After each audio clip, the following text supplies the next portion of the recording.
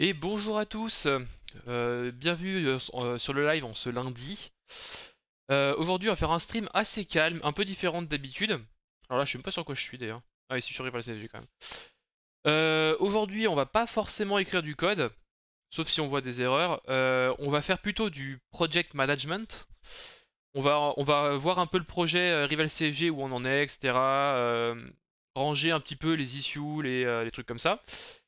Et en fait, à la base, je pensais finir, comment dire, finir la Rival 500. D'ailleurs, ceux qui sont venus par Twitter, tout ça, vous avez dû voir cette image-là. Est-ce qu'on va finir la Rival 500 aujourd'hui? Et ben en fait, oui et non, en quelque sorte. Ce qu'on va faire, c'est qu'il nous restait encore une feature à faire cette souris-là, voire deux. Il y avait le mapping de la molette qui est pas du tout prêt pour l'instant, et ça on le fera pas tout de suite du coup. Et il y avait aussi un vibreur sur cette souris là qu'il faudrait qu'on analyse un peu. Mais j'ai regardé un peu une pull request. Alors attendez, hop, on va prendre ça. Lotus Terminal, c'est fini. C'est pas ça que je veux. Voilà. Hop. On va la reprendre un petit peu ça. On va changer les onglets. J'ai démarré le navigateur, faut le temps qu'il charge. Voilà. Donc la Rival 500, ça on s'en fiche. Voilà. Donc on va la regarder un petit peu. Alors, hop, je vais aller voir la pull request de la mini Xtux qui parlait justement des tactile feedback. J'ai regardé un petit peu son code, à quoi il ressemblait, et en fait, ça a l'air de ressembler beaucoup au fonctionnement des boutons, en fait, des mappings de boutons dans le. Ça a l'air de marcher beaucoup comme les mappings des boutons. Du coup, je pense qu'on va faire du refacto sur la fonctionnalité de gestion des boutons pour pouvoir gérer aussi ça en même temps, etc. Donc, on va pas faire ça tout de suite, ça va être un peu long, il faut que je réfléchisse un peu à comment on va le faire. Donc aujourd'hui, ce qu'on va faire plutôt, c'est qu'on va finir le SVG que j'ai pas fini en offline finalement de la Rival 500.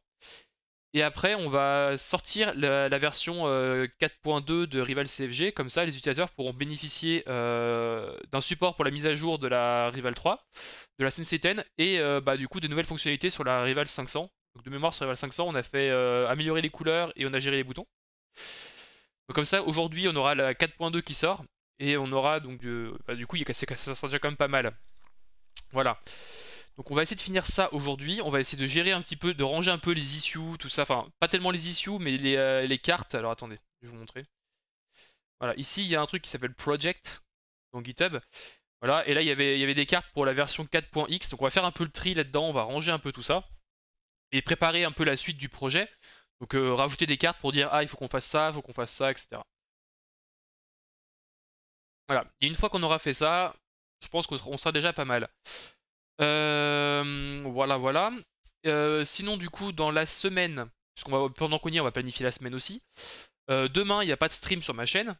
Demain, on a un stream chez Studio Renegade. On va faire du développement Game Boy avec Pierre Ségalen, comme tous les mardis quasiment. Si j'y pense, cette fois-ci, il faudra que je hoste la chaîne. La dernière fois, j'ai oublié. Il y a ça. Après, mercredi, jeudi, vendredi, on va peut-être arrêter un petit peu Rival CFG pour la semaine, histoire de voir un petit peu d'autres trucs. On va essayer de faire un peu du JavaScript, HTML, tout ça, pour faire les notifications de la chaîne. Tout ce qui va être follow, abonnement, bits et compagnie, voilà, des trucs qui clignotent à l'écran là. On va essayer d'implémenter ça en pur JavaScript sans aucune bibliothèque pour voir comment ça fonctionne. Voilà. Du coup, salut HS. T'as lu mon article sur Nautilus Terminal, il est sympa. Ouais, bah voilà, je suis content que tu l'aies lu. Cet article-là, il a été pas tellement lu sur mon site, et pourtant, c'est un de ceux que j'aime beaucoup en fait. C'est un de ceux où je livre un peu ce qui se passe derrière le développement des logiciels open source. Quand on est mainteneur de logiciels, que ça marche pas, que les gens ils viennent te contacter uniquement quand ça marche pas, et en fait, c'est tout. Et te rendre compte quand même que même si t'as plus de nouvelles du logiciel pendant des années, bah en fait il y a des gens qui ont continué à l'utiliser pendant tout ce temps, malgré tous ses défauts et tout ça. Enfin, bref, je livre un peu tout ça dans cet article-là, c'est assez cool. Voilà, voilà. Oui, d'ailleurs, samedi, du coup, HS, ça vient que tu me parles de Tutus Terminal. Samedi, j'ai fait un live qui n'était pas vraiment prévu parce que bah, j'avais une issue sur une Tutus Terminal et du coup, je me suis dit, allez, on va bosser un peu dessus. Et du coup, je l'ai fait en live. Donc, on avait eu une petite issue, notamment, tout ça. Donc, on va aller voir un petit peu où ça en est aujourd'hui. Donc dans les issues closed, du coup, voilà. On avait eu notamment change terminal shortcut, que quelqu'un avait le problème de, on pouvait pas changer le binding, enfin le raccourci clavier pour afficher et masquer le terminal. Et finalement, du coup, on l'avait implémenté parce qu'à la base c'était hardcodé. Voilà, donc le mec il est content, ça a marché visiblement. Donc ça c'est cool. J'aime bien quand les gens, quand on ferme l'issue, comme ils disent, ok c'est bon, j'ai testé, ça marche. C'est bien d'avoir des retours des fois. Change colors, ça avait été fait aussi. Hop, on va faire un peu ce qui se rapporte à Nautilus Terminal. D'ailleurs, on parle de Nautilus Terminal. Hop, 4.1. J'ai sorti aussi une autre version dimanche du coup. C'était pas vrai, il n'y a pas vraiment eu de changement dans le code, à part un peu du lint pour améliorer la qualité du code, mais vraiment rien qui change de fonctionnement. J'ai juste mis à jour un petit peu la doc du projet, tout ça. Parce que notamment maintenant, il faut absolument Python 3 pour que ça tourne correctement sur Ubuntu, tout ça. Donc j'ai mis à jour les docs, voilà. Et aussi la screenshot du coup des options disponibles. Voilà. On va retourner un petit peu sur.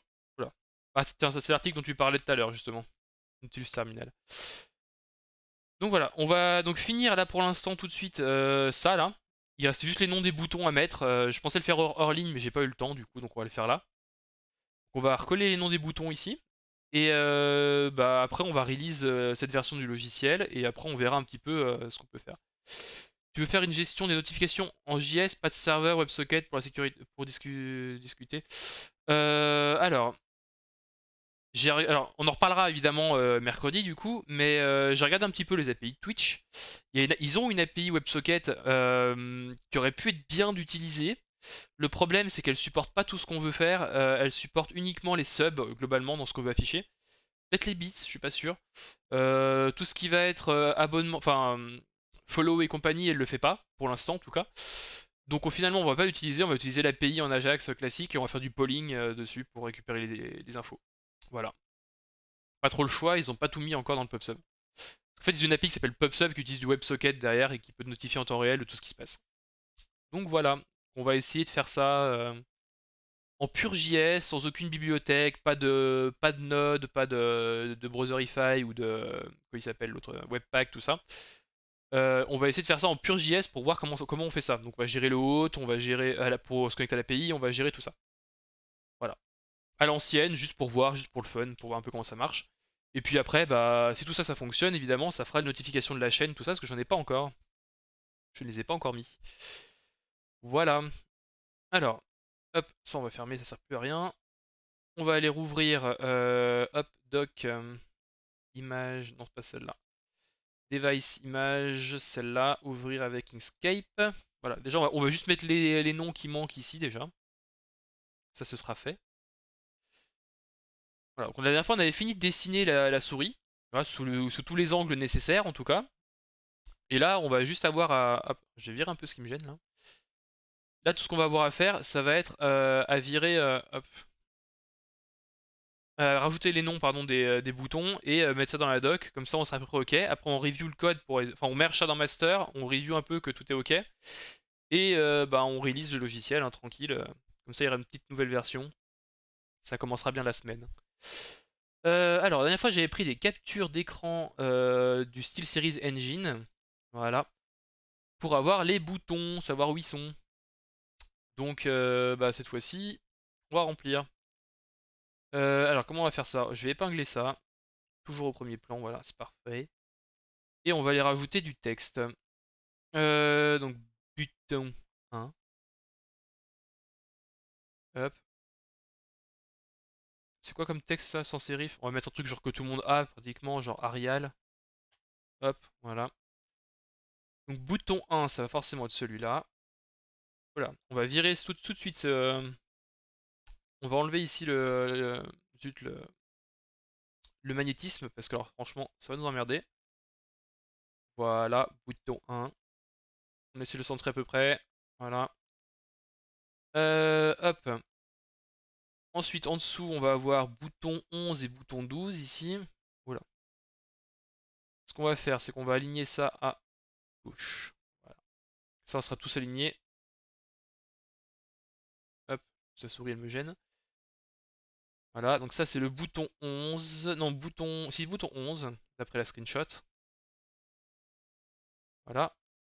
Et en dessous, on a encore le bouton 12 ici. Voilà. Bouton 12. C'est pas un peu gros le texte là? Bref.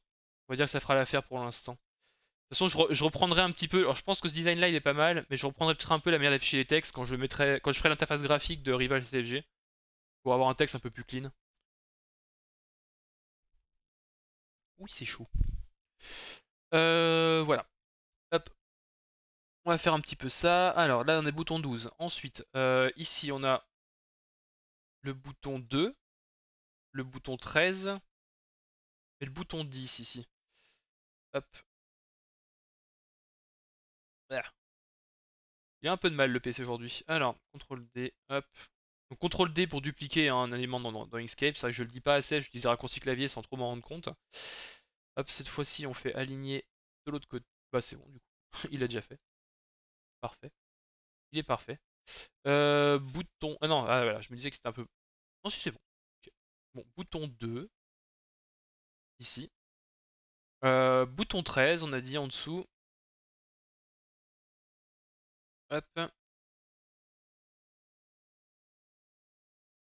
13. Ah, il est pas aligné correctement, c'est ce que je dis. Voilà. Oh là là, l'enfer. C'est pas grave, on va les réaligner après. Hop. Et là, c'était bouton 10. Hop. C'est pas forcément le plus passionnant de remplir les labels, mais bon, faut bien le faire, sinon.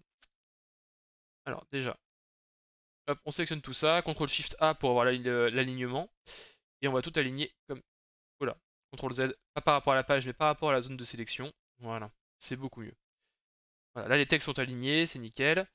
Il nous reste ici tilt left et tilt right. D'ailleurs, ils sont pas affichés sur le. Ils sont pas affichés ceux-là sur l'image, sur la capture d'écran que j'avais. Les tilts, ils les ont pas mis. Je sais pas pourquoi.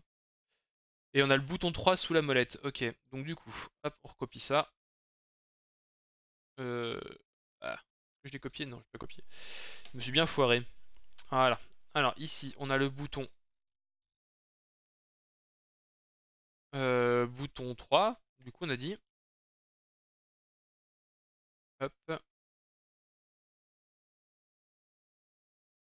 Et ici, on a tilt left. Tilt left. Voilà. Hop, on sélectionne ça. On va y aligner. Je sais pas si on voit les. On voit à peine ici, hein. Hop, attendez. Est-ce que. Ouais, attendez. Hop. Le truc, il est verrouillé, évidemment. Non, pas ça. Hop. Voilà. On verra un peu mieux si je réduis un peu ma gueule. Voilà. Du coup, on sélectionne la zone ici et on clique là-dessus pour aligner. Voilà, c'est à peu près aligné. Et ensuite, ici, on a CTRL D, Tilt Right. D'ailleurs, tiens, hop. Tilt Right.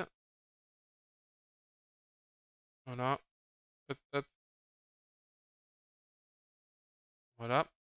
Et il nous reste encore tous les petits boutons de la tranche de la souris là à numéroter. Et après, on est OK, on pourra release ça.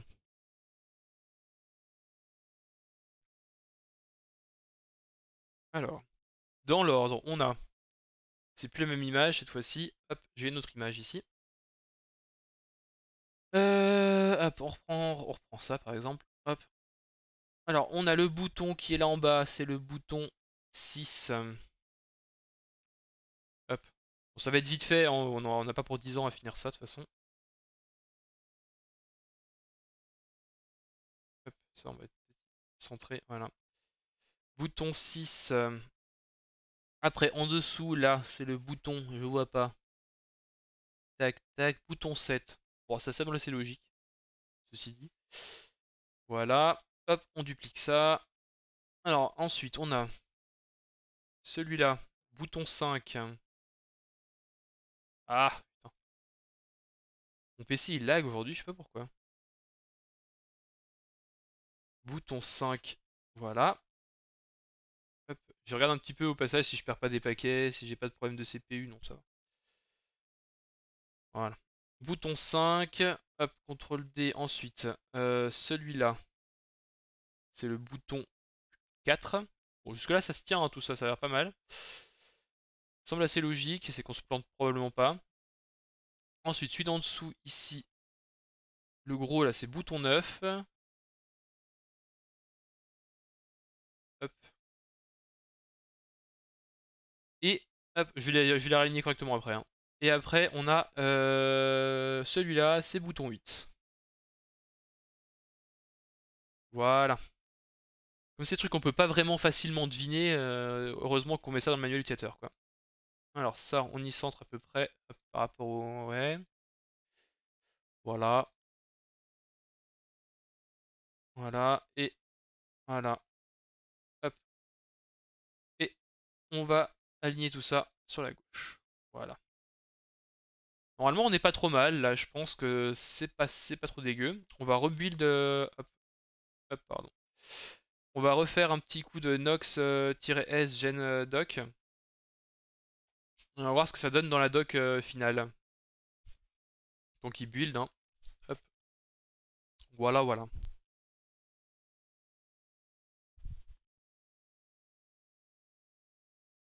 Alors, est-ce que j'avais la doc d'ouverte? Oui. Elle est là. Hop, donc ça va être là quand ça aura fini de build. Voilà. Voilà, ça a l'air beaucoup plus mieux pour la doc des boutons là quand même. Voilà. Donc normalement on a la doc à peu près complète sur la Rival 500. Ça me semble pas mal. Ça me semble même plutôt très bien en fait. Dans le manuel ça rend bien. Écoutez, moi je suis content du résultat. Hop, du coup, on va faire Inkscape parce qu'on en a plus besoin. Alors, git status. Qu'est-ce qu'on avait modifié? On avait rajouté, ah oui, la dernière fois on avait rajouté de la doc et les boutons du coup. Hop, on sélectionne tout ça. Et là on peut marquer que on a la doc. Hop, Rival 500 update doc. Voilà. Ouais, je vais pêcher, mais en fait c'est totalement inutile, mais bon. Parce qu'on va merger ça direct. Voilà. Allez, allez. C'est beaucoup plus mieux. Oui. J'aime bien rajouter des superlatifs. C'est beaucoup, méga, plus mieux. Plus mieux bien même. Donc là, on n'est pas trop mal. Normalement, on a tout qui est bon. Donc on va aller sur master. Git checkout master. Et là, on va faire un git merge. Alors, pour ceux qui savent pas, si je fais git merge tiret, ça fait, enfin, le tiret représente la branche n-1 dans l'historique. Donc celle où j'étais avant en fait. Voilà. C'est très pratique ce genre de raccourci. Il y a le même dans ls d'ailleurs, dans la commande ls sous Linux, s'il y en a qui s'intéressent. Voilà. Donc là, on a mergé ça. Mais on n'a pas fini. Hop, on va reprendre un petit peu notre éditeur de code. On va aller regarder un petit peu. Alors, on va aller voir le changelog qui va être dans le readme. Voilà. Donc le changelog, on va mettre à jour avant de modifier le numéro de version du logiciel. Donc support Sensei 10, non-rider, nanana. Ok. Donc là, on va mettre Rival 500. Rival 500. Hop. Euh, Comment on va mettre ça? Hmm, On va mettre handles,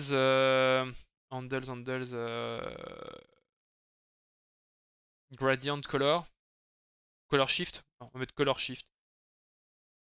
Handles color shift and handles prend en charge les boutons. Handles button mapping. Merde, je peux pas écrire. Button mapping. Voilà, comme ça, on sait presque qu'on a foutu. Salut Carso, ça va? La forme? Voilà. Donc là, on est à peu près prêt normalement. Alors, ce qu'on va faire, c'est qu'on va mettre hop, ça. Paf paf. Alors attendez, on va corriger ça, ça va être une erreur sinon. Tac tac tac. Et là, on va mettre hop. Ça a aligné comment ça? Nothing yet. Voilà. Rival next, Rival CFG next, du coup, il n'y a encore rien de fait. Voilà. Et là, du coup, ça va être euh, Rival CFG 4.2. Si j'écris tout du premier coup correctement, ce serait mieux. Voilà. On va pouvoir du coup release cette version. Comme ça, les utilisateurs seront contents, ils pourront utiliser la Sensei 10, ils pourront faire plein de trucs. On va s'assurer aussi déjà que la liste des souris est à jour dans le README. Pour ça, je dois avoir un script quelque part qui s'en occupe. Update README devices, voilà. Ça c'est cool. Il a rien fait comme modification, sinon on l'aurait vu ici. Donc on est bon, on a bien nos Sensei 10, la Rival 500 elle est là. Et la Rival 3, voilà. Avec le firmware update est là. Donc on est tout bon. Tout est à jour. Bonjour, j'ai la fibre! Ah bah ravi que t'aies la fibre, Carso. Je savais pas que t'allais l'avoir en fait. Parce que t'avais un ADSL dégueu, c'est ça? T'as la fibre dans ta maison. Et bah c'est cool. Tu vas pouvoir streamer comme ça, c'est cool.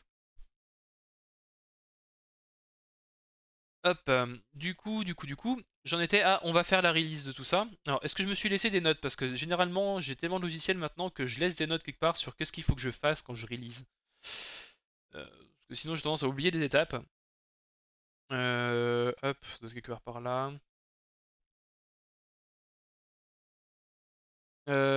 Alors, j'ai. Donc, on a mis à jour le changelog, ça c'est fait. Donc, attendez, on va faire j'ai une checklist à faire dans l'ordre.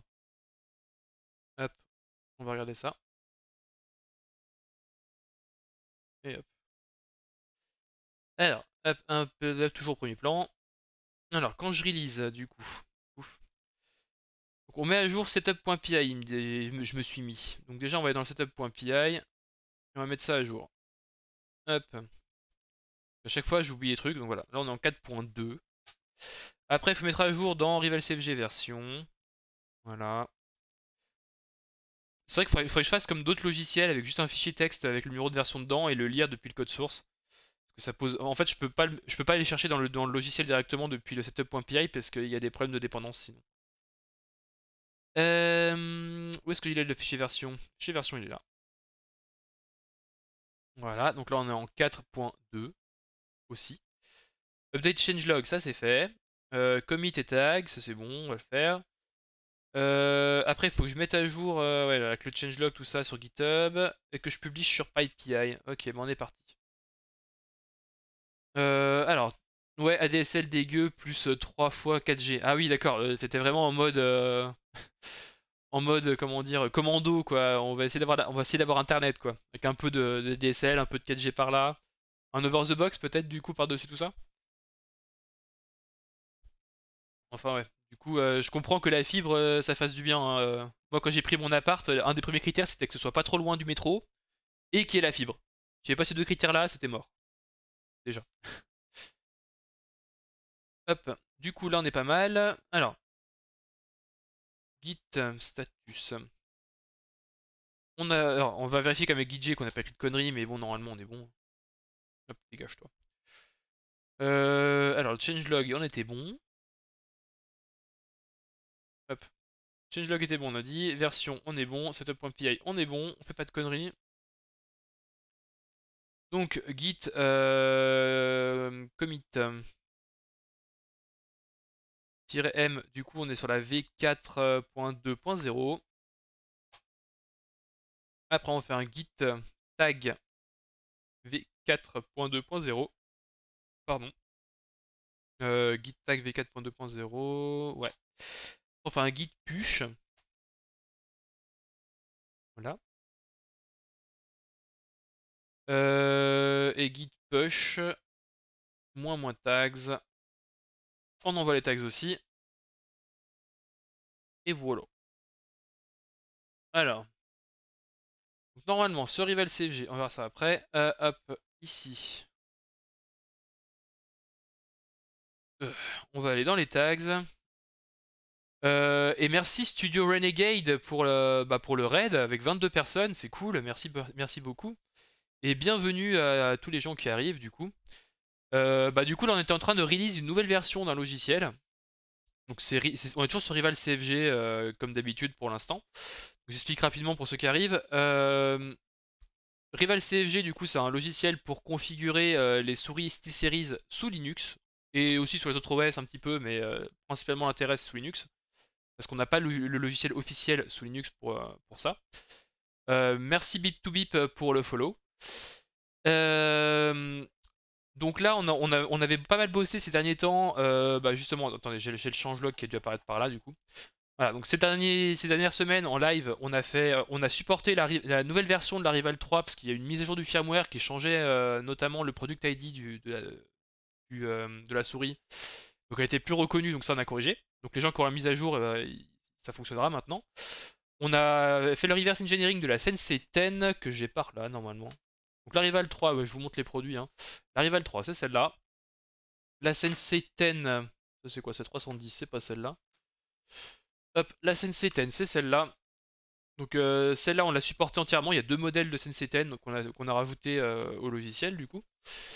Et on avait continué à bosser sur la Rival 500, qui était déjà partiellement supportée par le logiciel, mais pas entièrement. Donc là, on lui a rajouté à la Rival 500 les couleurs qui clignotent dans tous les sens, tout ça, tout ça. Le truc indispensable pour toute souris gaming, quoi. Et surtout le support des boutons. Tiens, d'ailleurs, je vois qu'il y a une faute ici. Bon, tant pis, c'est foutu. On va quand même éditer ça. Hop, je viens de voir que j'ai fait une petite faute.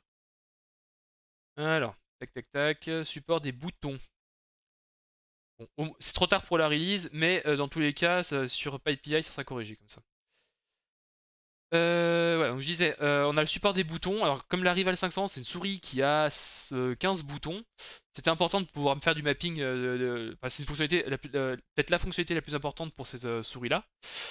Donc ça veut dire qu'on peut remplacer un bouton de la souris par une touche de clavier. Par exemple, je peux dire j'appuie sur le bouton qui est sous mon pouce, à la place j'appuie sur la touche A du clavier, etc. Ça peut être pratique en jeu pour faire des trucs ou pour lancer des push to talk ou ce genre de trucs là. Voilà, voilà. Globalement, on a fait ça. Donc là, voilà, on a fait ça. On a écrit le changelog, du coup avec une jolie faute. Et voilà, on va release, on va sortir le logiciel pour que les gens puissent en profiter. Il nous restera encore des fonctionnalités à supporter sur la Rival 500, notamment il y a un vibreur qu'il faudra supporter, mais on fera ça un peu plus tard. Et j'ai encore la Rival 650 à supporter aussi, mais on fera ça la semaine prochaine. Cette fin de semaine, bah du coup demain pour ceux qui sont chez Studio Renegade ils doivent le savoir, je fais du développement Game Boy, on développe un jeu Game Boy avec Percy Galen de 13h à 14h sur la chaîne de Studio Renegade. Et le reste de la semaine, on essaiera de faire un peu du HTML, HTML CSS JavaScript pour faire les notifications de la chaîne. Vous savez, quand les gens sub, quand les gens tout ça. On va implémenter ça from scratch, sans aucune bibliothèque, voilà, tranquillement, en regardant un peu l'API Twitch. On va jouer un peu avec l'API Twitch. Et merci Florent pour le follow aussi. Voilà. Et merci Estafador pour le follow également. Voilà. Merci beaucoup, c'est gentil. Voilà, donc là j'en étais à. J'ai une checklist de tous les trucs à faire quand je fais une release. Donc ça on a fait, on a fait, on a fait, on a fait. Il nous reste ça, donc il faut remplir ici. Hop. 4.2, ici on va mettre edit tag. Poum poum poum. Rival CFG 4.2.0 avec un petit V devant, c'est mieux. Hop, on écrit le changelog qu'on a là. Hop, il est où? Ah merde, ça d'ailleurs j'ai merdé là-dessus aussi. Comme quoi. Hop, c'est pas grave. Voilà. Donc on a tout ça à la récupérer. Hop. Non, c'est pas ça, c'est celui-là. Hop, ici on met le changelog, c'est bon, il n'y a pas d'erreur de formatage. Non, on est tout bon. Du coup, on release ça. Et voilà. Hop, je suis allé un peu vite du coup sur le readme, mais c'est pas grave. On va faire git st, git a, git checkout, non pas git checkout, rien du tout. Git ci-m fix changelog. Voilà. Push. Ça sera corrigé sur GitHub quand même. Et il nous reste encore à release ça sur PyPI, qui est le dépôt où on pose tout le code Python. Donc on fait un Python setup.py sdist upload. Alors je sais que normalement on est plus censé faire comme ça pour uploader, ce truc là est obsolète, mais j'ai pas encore regardé comment on utilise les machins pour uploader.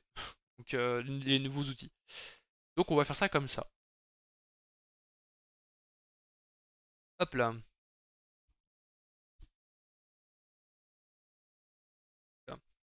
C'est fort. Alors, maintenant que ça s'est uploadé, on vérifie quand même que c'est bien fait. Hop, on va ici. Et on passe par là, voilà. Donc on a vu que le numéro de version était mis à jour, etc. Bon, du coup, tout est bien mis à jour correctement sur PyPI aussi. Donc les gens, ils pourront commencer à utiliser le logiciel. Moi, je me note qu'il y a 2-3 trucs qu'il faudra que je fasse encore hors ligne. Notamment, il faudra que je fasse des tweets, tout ça, pour dire hey, le logiciel il est sorti, tout ça, tout ça. Donc, je me prends un post-it par là. Hop, et je vais me noter ça. Alors, il va falloir que je fasse un tweet et compagnie, hein. J'ai aussi à écrire, ah oui, à mettre à jour aussi chez AUR, chez Arch Linux, le paquet. Enfin, il y a un paquet qui est fait par quelqu'un d'autre, il faut que je lui dise qu'il est obsolète pour qu'il lui le mette à jour.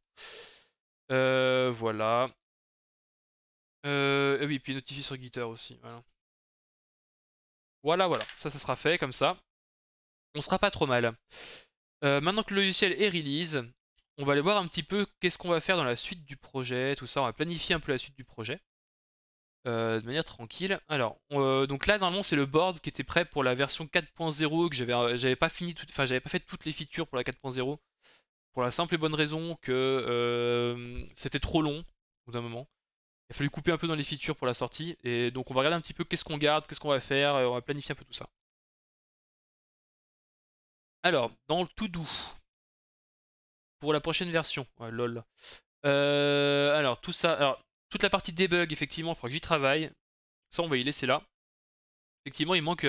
Ouais, c'est comme Trello, t'as vu, ils ont intégré ça maintenant dans GitHub directement. Donc tout ça, ouais. Bon. Donc ça, c'est une fonction, une fonctionnalité de debug qu'il faut que j'implémente dans Rival CFG pour que les utilisateurs qui rapportent un problème puissent, je sais pas, faire Rival CFG-info, debug, je sais pas, qui nous sortira toutes les infos utiles pour moi pour pouvoir résoudre le problème. Donc le système d'exploitation que j'utilise, la version de Python, la version des dépendances, quel matériel a été détecté, pourquoi ça marche pas, enfin en tout cas un petit peu de diagnostic automatique quoi. Voilà, histoire qu'on puisse avoir toutes les informations utiles. Salut Mister SP, ça va? La forme? Donc voilà, ça c'était fait. Ça va être à faire. Donc ça, hop, hop, on peut cocher. Donc ça on l'a fait cette fois-ci. Du coup, on avait fait le support de la Sensei 10. Donc ça, on peut y glisser dans Done. C'est fini. Implement override default value. Nanana. Alors ouais, ça, on va en parler. On va l'abandonner cette feature-là. En fait, c'est un peu inutile, c'est parce qu'en fait, il y a des souris qui ont plein, enfin des familles de souris où il y a plein de modèles dedans.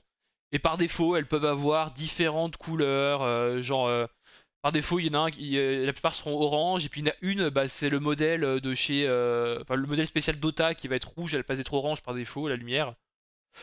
C'est beaucoup de code pour pas grand chose et beaucoup d'erreurs potentielles pour pas grand chose. Donc on va surtout virer ça. D'ailleurs ça me rappelle qu'on va faire un petit tour du coup des souris qui sont supportées. Parce que je crois qu'il y en avait où il y avait ce genre de trucs là décrits. Donc on va regarder vite fait. Donc toi non. La Kinzu non plus, je pense pas. Rival 100, voilà. Je pensais écrire ça en fait, voilà.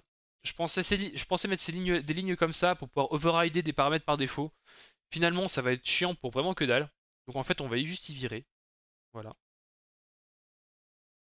Parce que c'est déjà assez compliqué comme ça. On va pas s'amuser en fait à se dire oh bah celle-là au lieu d'être orange, presque rouge, et bah elle est rouge par défaut. Globalement, on s'en fiche. Voilà. Ça faut le dire, on s'en fiche.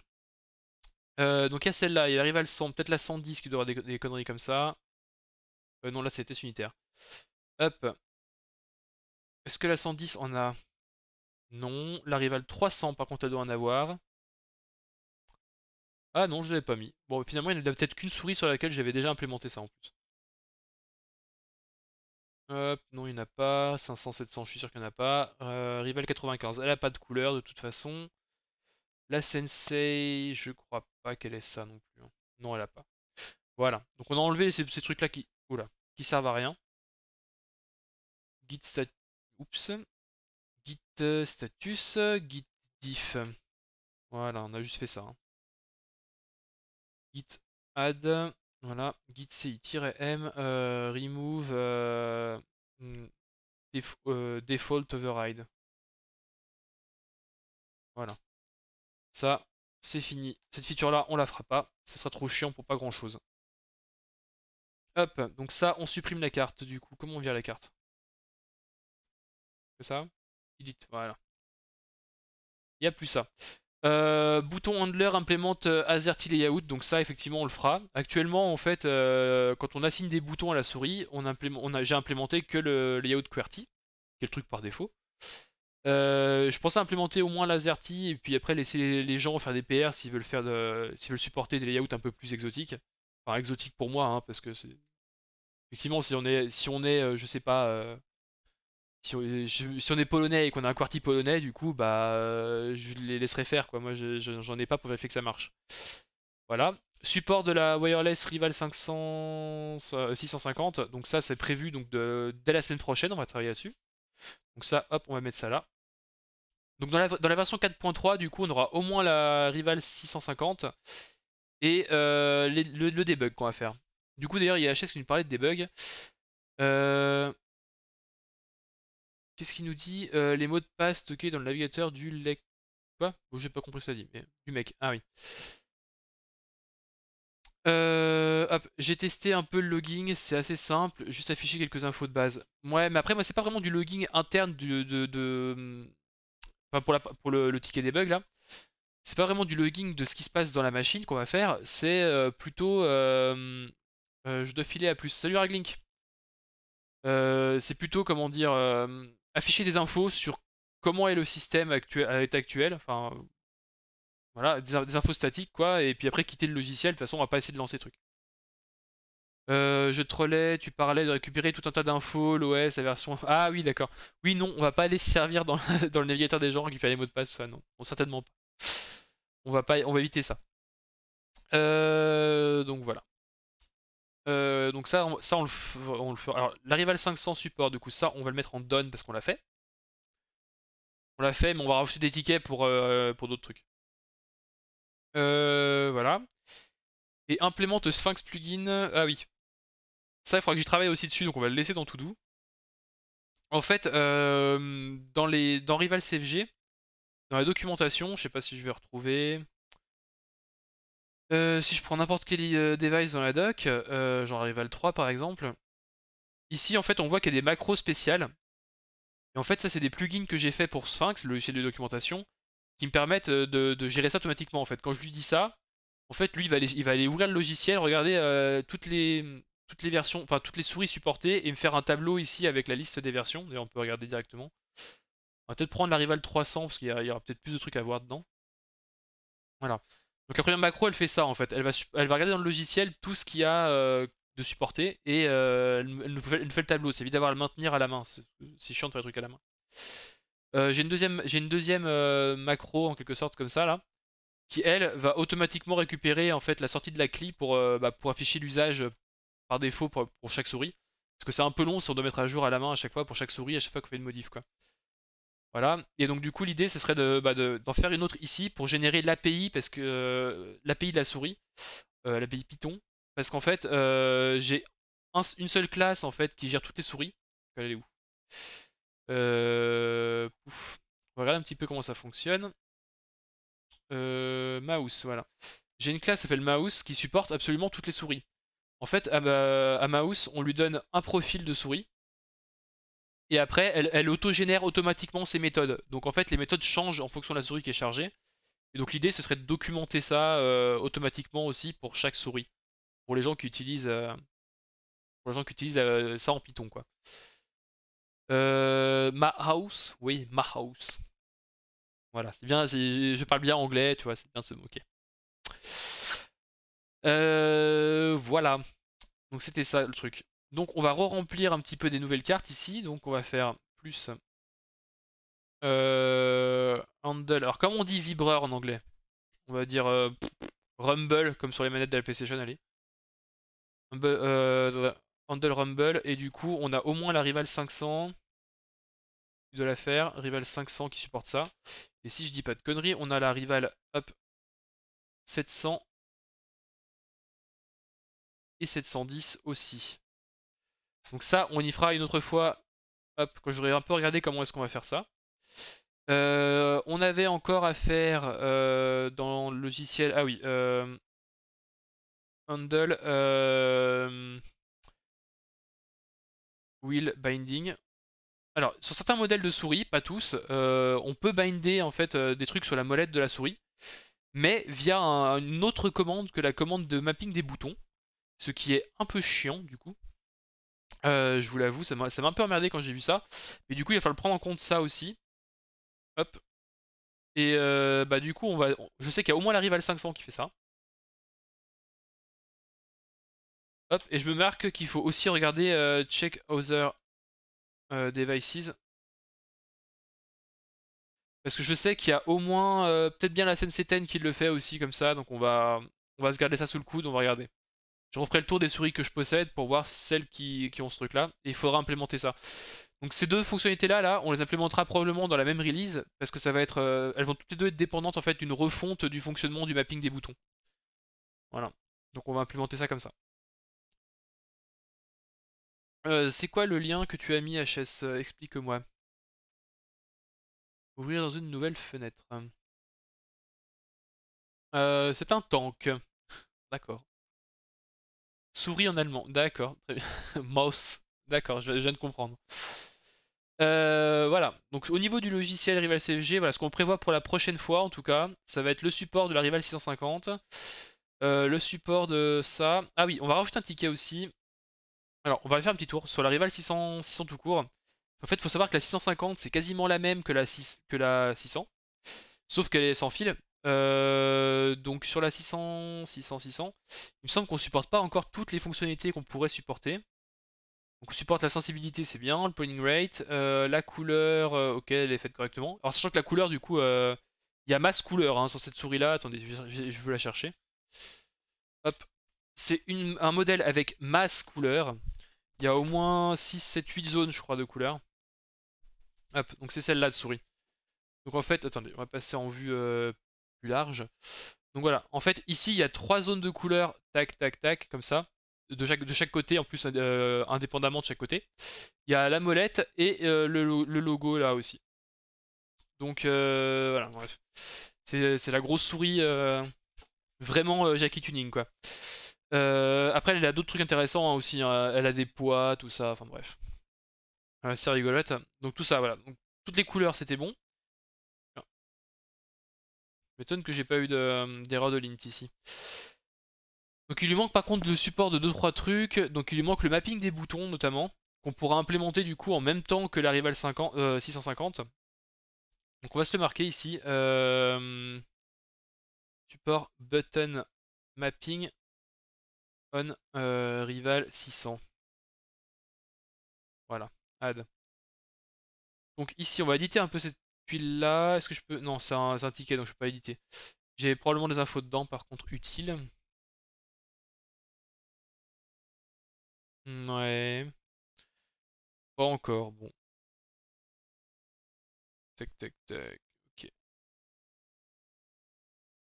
ouais, ok.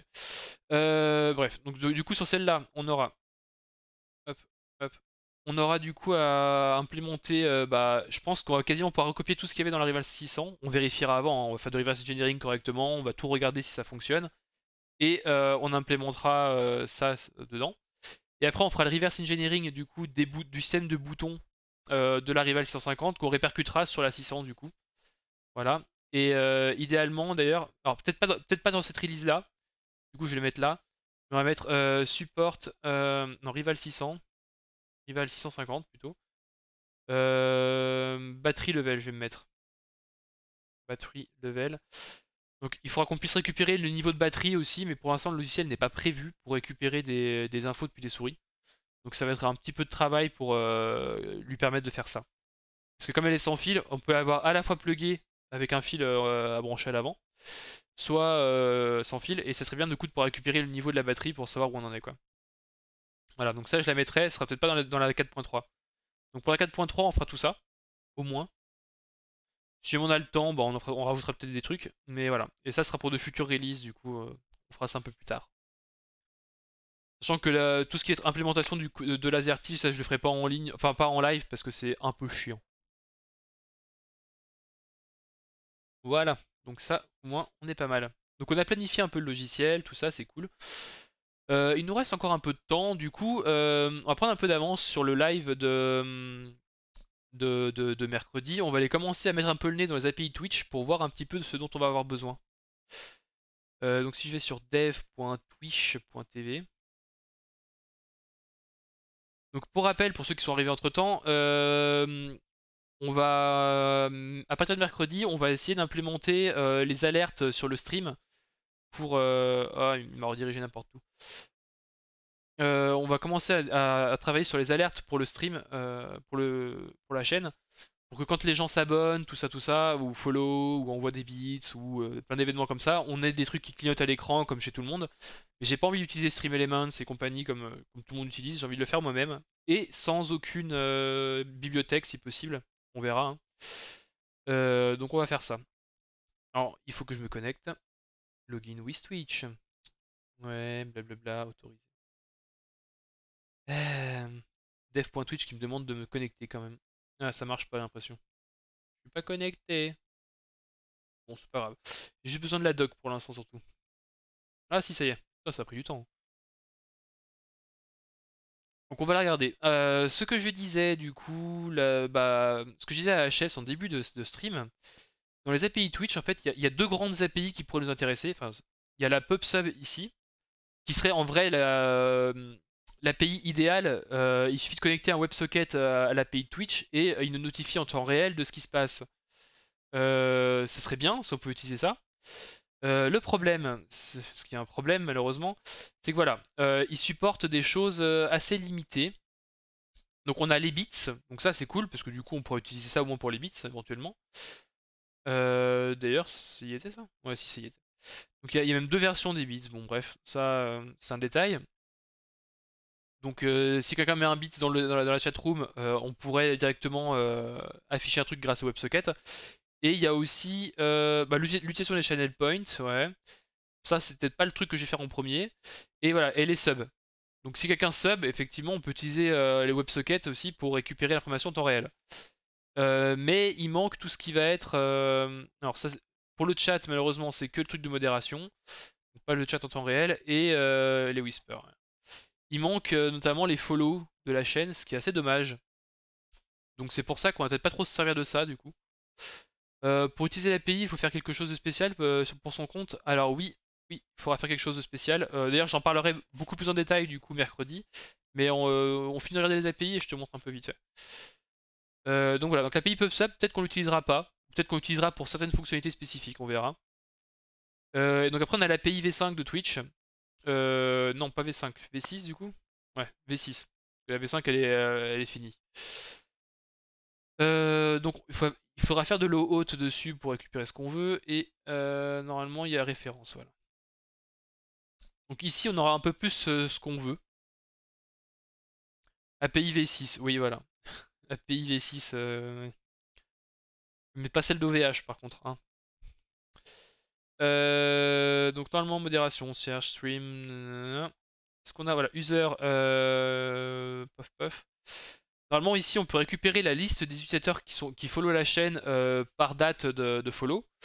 Donc il faudra faire du polling sur cette route-là pour récupérer les infos, stocker les résultats en mémoire et quand il y en a un qui arrive en plus par rapport à avant, et afficher une notification. Enfin, bref, on verra ça un peu plus en détail la prochaine fois, mais dans l'idée on va faire ça. Et après je sais pas encore si on va utiliser du coup directement ces API-là en mode polling aussi pour les bits et compagnie, ou si on va utiliser PubSub, tout ça. On verra un petit peu le PubSub en WebSocket là. On regardera ça un petit peu tranquillement en live, déjà mercredi, hein. La première étape, ce sera de toute façon déjà de faire de l'eau haute pour récupérer un token qui nous permettra d'utiliser l'API. D'ailleurs, en parlant de token, du coup, transition. Alors, s'il veut bien un jour bouger, le navigateur il freeze. Allô? Très bien. Allô? Bon, il a plus envie de répondre. Très bien. On va voir si ça marche là. Voilà. Je peux cliquer là? Normalement, je peux cliquer là. Je suis déception. Bon, je verrai pourquoi ça marche pas, pourquoi il veut pas que je clique là-dessus. Ça devrait être cliquable ce machin pourtant. Qu'est-ce que c'est que ce bordel? Normalement, il y a un menu à la con ici. Bon, attendez, Your console, voilà. Quelle heure mercredi? Bah comme aujourd'hui, hein, je lance le live entre midi et demi et 13h comme d'habitude. Voilà. J'ai pas d'heure très très précise, mais voilà, et puis ça finira à 14h comme d'habitude parce qu'après je travaille. Application, voilà. Tu vois, ici j'ai déjà fait une application pour tester deux trois trucs la dernière fois, mais je suis pas allé très loin et du coup bah, on va le faire en live parce que j'arrive pas à avancer dessus quand je suis pas en live. Donc voilà, et en fait tu fais une nouvelle application ici, il va te donner un ID et puis voilà, après tu pourras, enfin un token qui te permettra du coup de faire ton application. Après tu utilises ça en mode hôte pour récupérer ton token via ton API et voilà. C'est tout ce qu'on aura à faire côté paperasse, côté Twitch. Et derrière après bon, on va surtout se taper de la doc et puis implémenter le truc en JavaScript. Voilà voilà. Hop. Il y a peut-être des jours aussi où il faudra que je stream peut-être que pas cette semaine mais la semaine prochaine il y a peut-être des jours où je streamerai pas aussi pour avoir le temps d'écrire un peu les articles pour mon blog parce que le pauvre il est un peu oublié. Ça doit faire un mois que j'ai pas écrit, voilà, le 21 octobre, c'est presque un mois que j'ai pas écrit d'article. Va falloir que je m'y remette, j'en ai plein en plus des sujets. Donc on va voir. Ok, pas besoin de renseigner autre chose comme pour Twitter. Bah écoute, non. Si, alors il y a un petit détail quand même, c'est que pour accéder à dev.twitch.tv, il faut que tu aies la double authentification sur ton compte. Il faut que tu actives la double authentification aussi. Mais sinon, pas spécialement de trucs à renseigner plus que ça, je crois. Je dis peut-être une connerie, je sais plus. Peut-être que quand tu arrives sur dev.twitch.tv pour la première fois, peut-être qu'ils te demandent des infos, genre quelle boîte tu es, si t'en es une, etc. Je sais plus. C'est une bonne question ça. Je me souviens plus. Mais voilà, dans tous les cas, il faut activer au moins la double authentification pour pouvoir développer des trucs. Et peut-être bien qu'ils te demandent deux trois fonctionnalités, enfin deux trois informations en plus, je sais plus. Je t'avoue que là, pourtant je l'ai fait deux fois, hein. Je l'ai fait avec mon compte et avec mon Dev Studio, mais je me souviens plus. Hmm, je réfléchis, je réfléchis. Il me semble que je l'ai fait pour mon Dev Studio, et que j'avais des trucs en plus à remplir, mais c'est parce qu'on voulait dire ces jeux-là ils sont à nous et du coup on voudrait avoir des infos en plus dessus, donc je crois que c'était peut-être pour ça. Je suis pas sûr que tu aies vraiment besoin de mettre plus d'informations que de notifications pour développer sur Twitch. Voilà, voilà. Hop. J'ai quitté l'API du coup. Très bien. Donc voilà, globalement, il y aura pas grand chose de bien compliqué à faire pour Twitch. Je pense qu'on va s'arrêter là pour aujourd'hui. C'était une petite session aujourd'hui, hein. Lundi, on démarre doucement. Donc je vous rappelle hop, que demain, on se retrouve pas ici, mais chez Studio Renegade pour du développement Game Boy. Et après, dès mercredi, on se retrouve bah, ici cette fois-ci pour du développement plutôt orienté web cette fois-ci avec les API Twitch. Voilà. On va aller voir si on a quelqu'un si on a quelqu'un à raid. Bah oui. Oui, il y a des gens en ligne. Et ben on va aller voir Docteur Chavroux, tiens, encore une fois. Qui travaille le cuir. Voilà. Il est en train de faire des trucs en cuir. Qu'est-ce qu'il nous fait? Il est encore sur ses sketchbooks. Voilà. Donc on va aller faire ça. Voilà. Donc on va aller le voir tout de suite. Hop. Est-ce que tu m'auto-complètes? Ça serait bien. Voilà. Zut, je sais pas écrire. Docteur, voilà, c'est ça. Hop. Donc, on se retrouve demain, du coup, chez Studio Renegade. À plus.